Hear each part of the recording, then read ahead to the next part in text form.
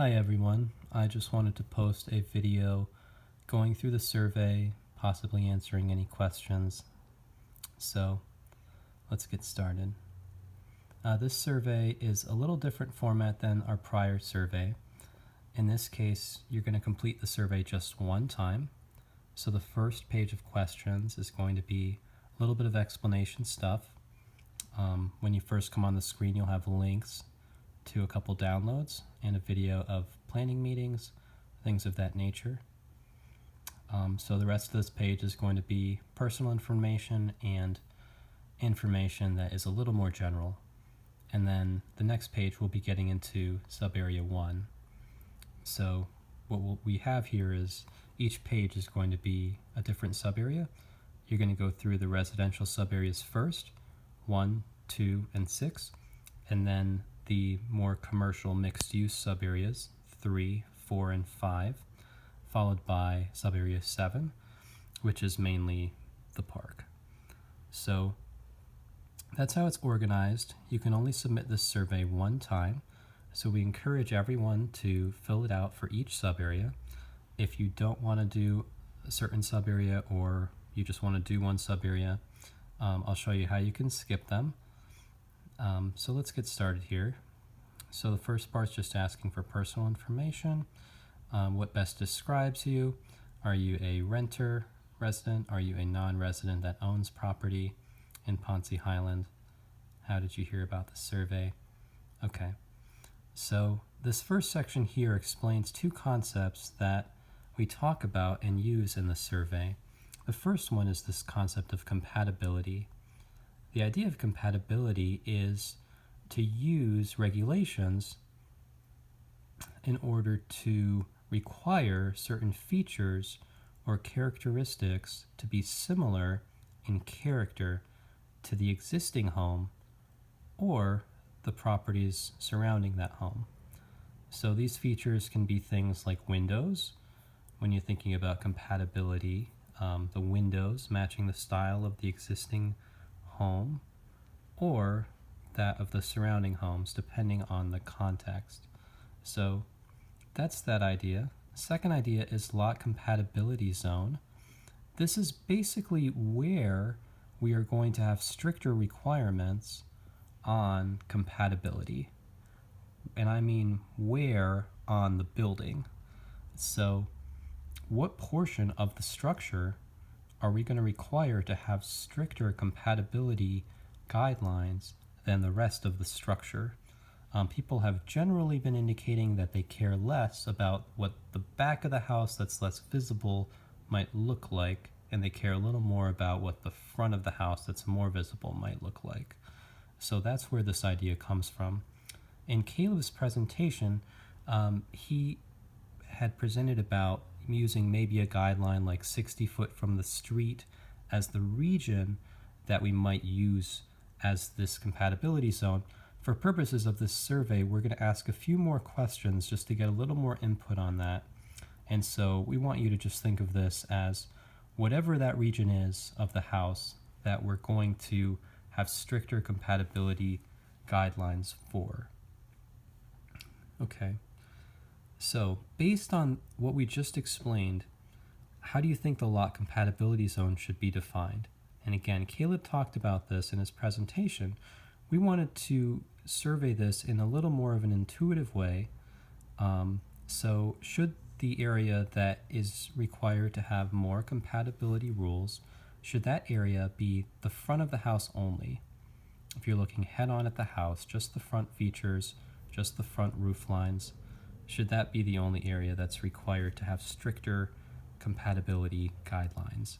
Should it be the front facade and portions of the house that are visible from the street? And if you kind of agree with the idea that Caleb was presenting about using a 60-foot measurement, possibly a percentage of the lot measurement, then this might be your answer choice.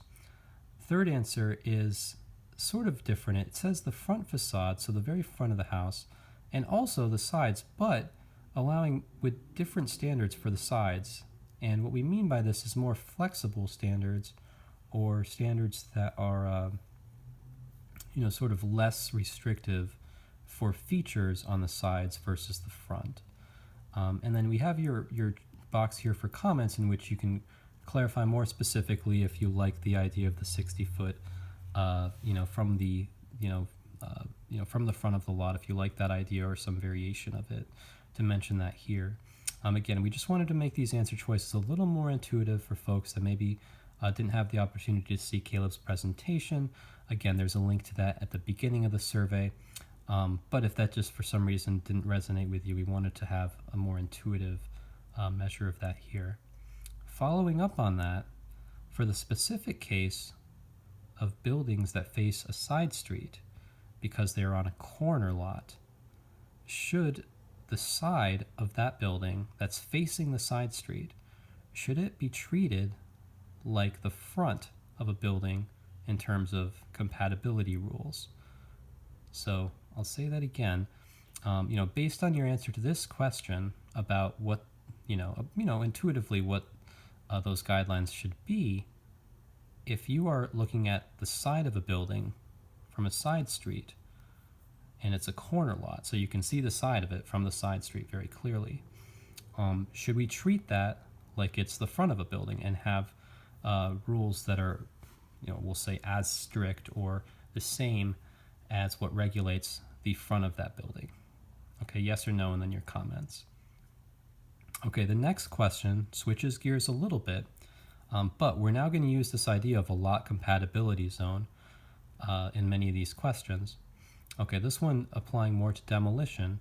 Now, one of the biggest reasons that Ponce Highland is, approaching, the idea of a proposed historic district is because of the restrictions on demolition. Now, historic districts can still allow partial demolitions under certain circumstances. And so we have some flexibility in defining what constitutes a partial demolition in the regulations. So the two ideas that seem to make the most sense or have come up is, should we allow demolition of any portion of the structure that is beyond the lot compatibility zone, whatever we define that to be? So in other words, just to make it really simplistic, if we decide that just the very front of buildings is what constitutes that lot compatibility zone, then this would say you can remove or demolish anything beyond that. If that's kind of how, this is just explaining this answer choice. So anything beyond that region, we say, must be more compatible. All right, second answer is removal or destruction of up to 50% of an existing structure. Okay, and this is something that's common. It's sort of been used in other guidelines, so that's sort of where this comes from. These other two answers involve both of these.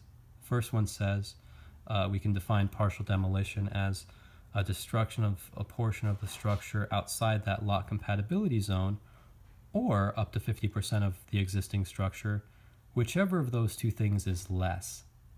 Whichever of those two things is less. And the final answer is similar, but it says whichever of those two things is more. So allowing two measures of it and choosing the one that's more flexible. Okay. All right, next question. This one's pretty specific and technical. Some homeowners indicated that the current 50% lot coverage requirement of R4 zoning is restrictive for small lots. And so this has been an issue in the city of Decatur, for example, and they decided to use this sliding scale of lot coverage. And so Caleb made the suggestion that we ask this question to see if folks would support doing something like that in Ponce Highland. So if you think that makes some reasonable sense, you can go ahead and choose your corresponding answer. Okay, so that's the first page. The next pages, each page is going to be a sub-area. If you want to skip a sub-area, you can scroll to the bottom of the page and click Next. Okay, so let's get started here. I'm not going to go through every sub-area. I'm just going to go through sub-area 1, which is one of the residential ones, and I'll go through sub-area 3, which is one of the commercial ones. All right, many of the residential questions in each sub-area are very similar. So I think that will be a good way to do it. All right, so this is Caleb at TSW's most recent copy that we have of the draft subarea map. It may be slightly different from the one the city sent that you may have in front of you. Okay, so let's look at subarea 1. Notice that it has 2 parts here. Okay. The first set of questions talk about what kind of regulations we should have for historic buildings. These are also called contributing buildings. If you look at your city map that came in the mail, they will be in gray. Okay.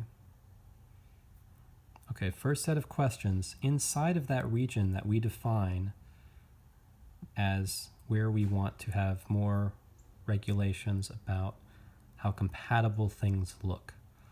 Okay, so this sort of area, which is, whatever it ends up being, it's going to be like the front of the house or the majorly visible part of the house that you see when you go up and down the street. That's what this zone is going to be. So the question is, how strict or how, to what degree do we want to regulate the physical features of the house? In this case, we're talking about the replacement of windows and doors. Should there be minimal or no regulations? Should the replacement windows or doors have to match the character of the home? But should we still allow modern materials? Should the replacements look like the previous windows and doors and still allow modern materials, or do they need to be identical, meaning made of the same material, have the same light patterns, be as identical as they can be made to them? All right, next question, very similar. Within that lot compatibility zone, again, the sort of really visible part of the houses, whatever we end up defining that as. This time, what regulations should apply to replacing other historic features other than windows and doors? And we've sort of used some examples of siding or stone. All right, similar answer choices. Okay. The next question asks about alterations. What sort of alterations should we allow as far as regulating their character? So I have a list of alterations here.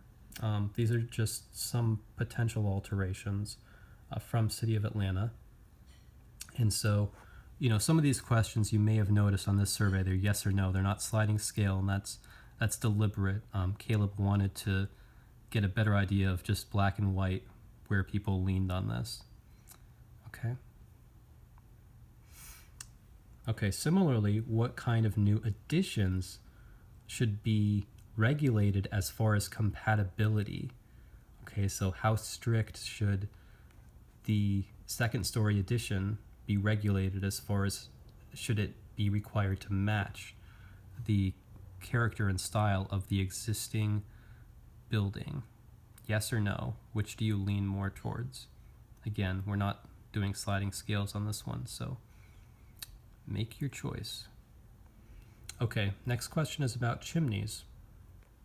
Okay, so do you think that we should allow the following things to happen again, yes or no? Pretty specific situations. Should you be allowed to raise the height of a chimney when a second story is added, remove a chimney when a second story is added, and so on?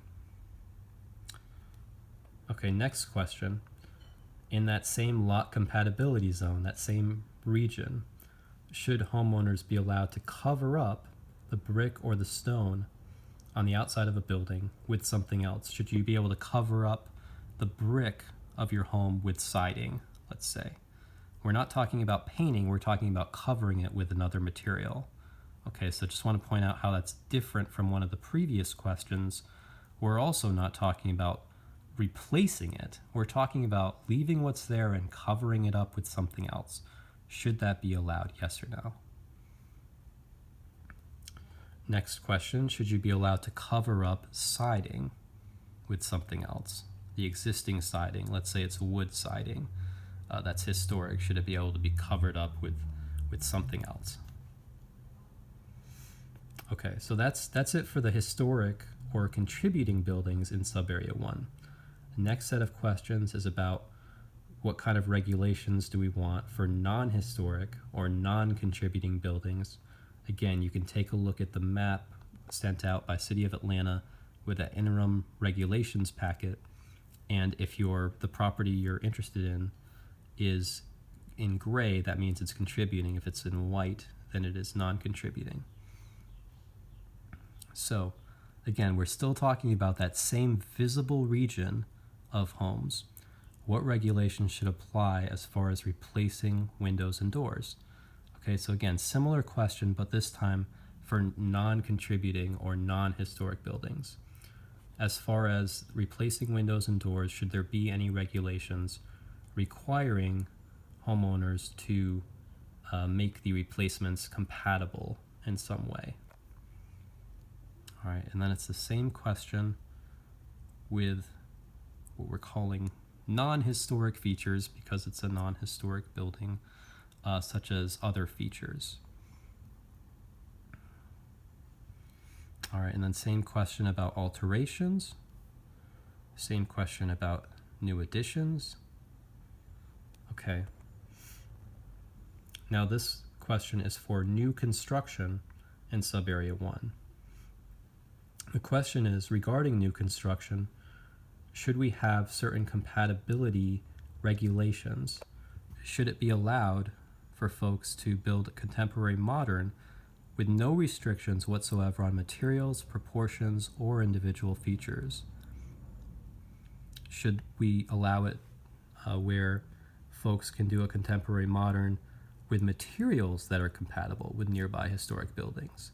In other words, should we regulate materials, require new construction to use materials that are compatible with the surrounding buildings? Should we allow folks to do contemporary modern with proportions that are compatible? Or in other words, should we regulate and require proportions to be compatible? Let's say that you feel like both materials and proportions should be required to be compatible for new construction, then you would check both of these boxes. Okay. And then the third one is asking, should individual features be required to be compatible? So you can check all three of these if you feel that all three of those parameters should be compatible. It's kind of similar to this last answer that everything should be compatible. We just wanted folks to be able to choose, let's say, two of these kind of thing. But, please just try not to make your answers inconsistent. Like, don't pick no restrictions and then pick these other restrictions. Okay. This next question is not about the way buildings look. It's about how buildings are used, in particular related to potential multifamily applications. Now, some people expressed concern about this, and we just wanted to clarify that multifamily doesn't necessarily have to mean duplex, triplex. It could mean expanding the use of accessory dwelling units, like an in-law suite, like carriage house, things like that. So let's take a look. We've tried to clarify that with this question. Okay, so currently in Subarea 1, what is allowed right now? What is allowed right now is for you to have a single family house plus a detached accessory dwelling unit. A detached accessory dwelling unit. So that detached accessory dwelling unit can be an apartment above your garage, or it could be a detached cottage, like a carriage house. So here's the question. Do you support expanding that use in certain ways? And if so, where would you support that? So first I'm going to talk about what uses we are talking about, what the options are for expanding this use. Okay, so the first choice is to make no changes. So if you think that that is sufficient, then click this button, this radio button, for every choice here.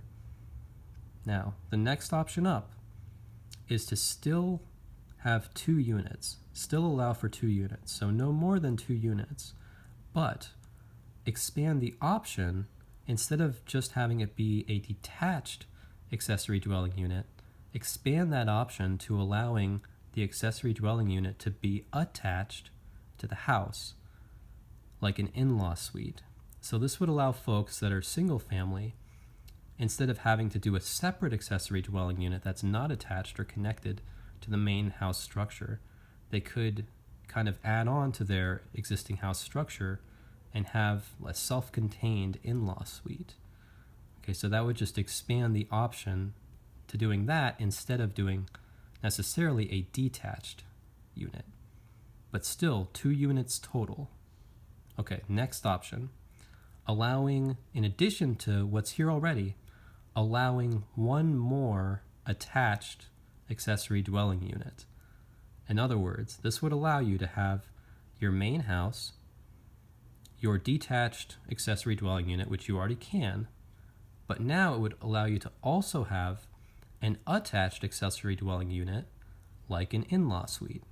So the difference between this answer choice here and this one here, this one would only allow you to have 2 of those total, your house and then one other unit, whether it's separate or attached to your house, but that's it. This option would allow you to have your house, one that's attached and one that is detached if you wanted. So up to 3.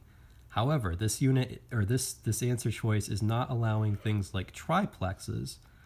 It's allowing your home to have an extra accessory dwelling unit, one that's attached, one that's detached. Okay. This next option allows up to 3 dwelling units of any kind. So this option is if you think that you should be able to have a duplex and a single family on your property, or maybe turn your property into a 3-family home or something like that.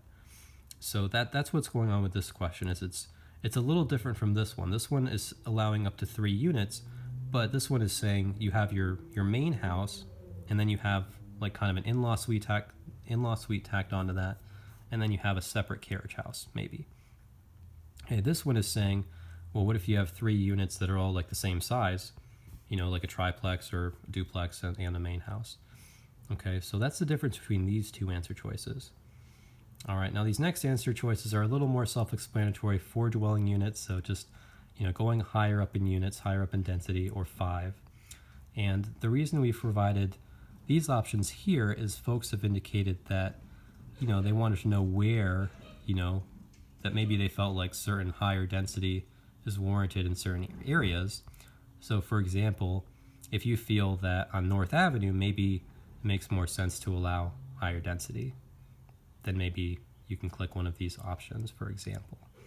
Or on Moreland, if you feel like maybe it would make sense to allow higher numbers of units. Okay, similarly, these other choices are on side streets that are within 1 block of major corridors such as Ponce, North Highland, and Moreland. So we tried to pick areas that kind of made sense for what people might think about certain things. And then the last option is everywhere else in the sub area. So, if you just kind of think it makes sense everywhere, whatever answer choice you pick, then you just kind of click the same button for all of these. But if you feel like, maybe you feel like it makes more sense to have this higher density here, but less higher density over here, maybe you do something like this. So again, choose the option that makes the most sense to you for each location described. All right, that is the end of Subarea 1 survey. So if you want to go back, you can hit the previous button. This will take us back to the previous page. You can do this at any time to review your answers. I'll just go on to the next page here. All right, so now I'm going to show you how to skip forward in the survey. Let's say that I don't want to do Subarea 2. Again, we encourage you to do all the sub areas, but if you don't want to do Subarea 2, scroll to the bottom, hit Next. I don't want to do Subarea 6, scroll to the bottom, hit Next. Okay, we're going to do Subarea 3 together, and then we'll be just about ready to wrap up. Subarea 3, take a look at it, find it. Okay, looks like I'm right about here. Subarea 3 is the North Highland, commercial mixed-use corridor. Let's scroll down. All right, first set of questions, again, going to talk about historic structures or contributing structures. Okay, so first question, what kind of regulations should we have for replacement of historic windows and doors visible from the street? Okay, so for these sub areas, you will notice that instead of us referring to the lot compatibility zone, we are just referring to what's visible from the street. Okay, so that will be just a slight difference about that. Okay, so same thing. Do you believe that there should be minimal or no regulations in regards to replacing those windows and doors, or should they match the character in some capacity, and which one? All right, similar question about other features, such as siding or brick. What do you feel the regulations should say? How restrictive should they be? Okay, this next one is again similarly asking about with regard to new alterations to historic buildings. Should they be required to be compatible with the building's character? And again, choose the one that you lean more towards, yes or no. There's a list of alterations here again. These are slightly different because now we're talking more about commercial and mixed use. So reconfiguring a storefront, adding, closing in window and door openings, adding or removing awnings, roof overhangs, things like that. Same question about new additions, such as upper story additions.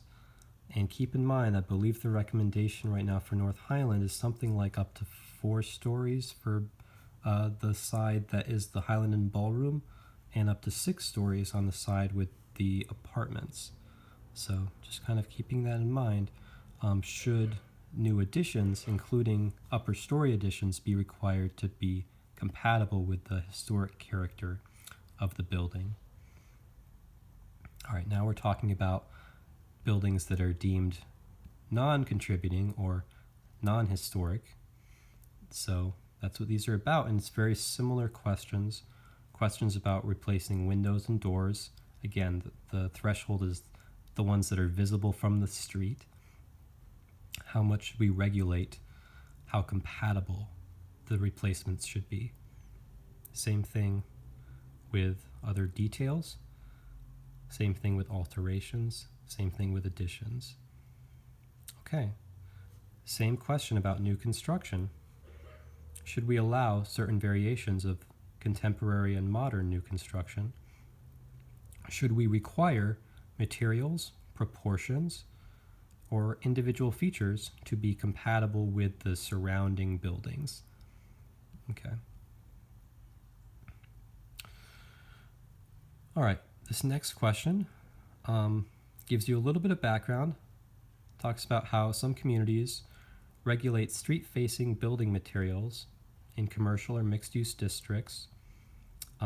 Currently, many of the buildings on North Highland are faced in masonry or stone, and regulations could require the materials in new buildings or new additions to follow suit.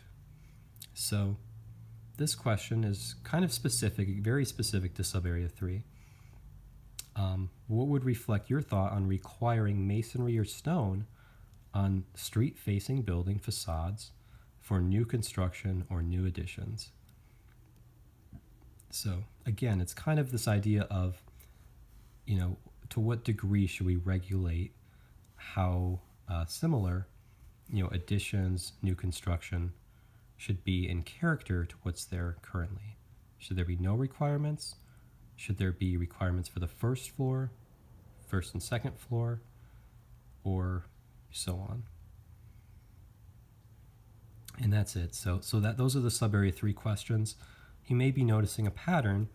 The pattern of the questions is similar throughout, basically asking to what degree certain features should be compatible, to what degree should additions be compatible, alterations, and so on for each sub-area. Okay, looks like my internet is slowed down on me a little bit here. But what you can do is, again, if you need to go back to a previous page, check your answers. Remember, the survey is a one-shot this time. You get one chance to go through it. I recommend that you kind of take a minute to sit down and work through it carefully. Review as many of the presentation materials as you can in advance. If you do need to skip a sub-area or maybe you don't feel as knowledgeable about one or don't have as much of an opinion about it. That's fair. You can just, scroll to the bottom, hit next. Okay, I'm going to fast forward then. So again, the survey is going to start with subareas 1, 2, and 6 after those introductory questions, then 3, 4, and 5, and finally subarea 7. Subarea 7 is a portion of the park, as you can see. These two little slivers here. There's only one question for subarea 7. Basically, the question is, currently it just prohibits development except for parkland or public uses. Do you support that approach? And if you have any comments or feedback. So that's it. Once you complete the survey, you can hit done. So you can go back and revise your answers just by going previous. And again, the survey is different because it's organized by sub-area. You only submit it one time, so we do ask that you spend a minute to go through it carefully. If you have questions about it, you can send us an email, board@poncehighland.org. We encourage you to read all of the supplementary material, watch the videos. I hope this video hasn't been too long. I'm noticing we're about 30-minute mark, but I hope you find it helpful. Thank you.